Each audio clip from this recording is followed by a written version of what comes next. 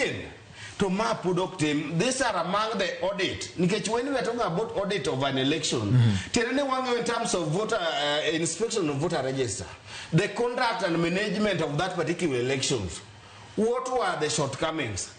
How can we, what could be the mitigating factors? How can we establish nexus between the stakeholders, the voters, the leaders, and all the political players? Koro yuroka mai kama kuro ngikruok bedie. Koro mai gimo mi wadwaro ni seche moko ema miyo samoro wa wuoyo nikech wan jomolony chik an wach chike mayuago ayuak ne katiba.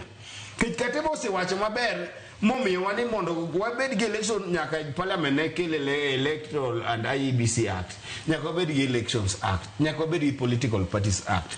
These are institutional statutes. Teni magi pend chik mowuok katiba wacho ni keturu gima chalo kama mondo miyo weche mag yiero dio bed makare. Ma bende gidhi ging'iyo because it is an interactive and a consultative process. More include public participation. Jio wacho ni political parties wadwa ni watem kama kuom pesa ngo electoral finance management nyaka pesa campaign bed kama.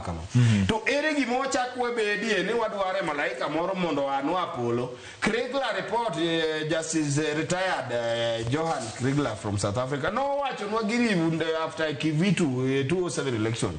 Ni magi monego wasom kuom paro kaluore kaka lony mar jo South Africa kata magana nikech kata katiba mwan goni.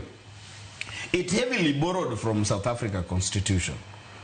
Koro no wacho no wachon before kata katiba wani. Ni magi areas monego watim. Kriegler's report no has never been fully implemented. And why? It is a deliberate. To kaugi ni mwayuago to jotendwa mwamiyo thuolo. Ere kaka degi kony jo pinye weche mag nikech wambe waola nyisi ni jo Kenya sani gin otenga mol gi uwi. Ok otenga mong'iyo gi uwi ni siau to kakawa. Siau to kakawa. Makolwan. Gima Charles wacho ka ni nitiere tugo moro manie igini. Tugo ma jotelo magin players kata jotugo e weche mag yiero gi. Badore mok dwa chimore tirgi weche mag lokruoge gi rieruok mar IEBC. Ka gigeno ni samoro koponi okudin rode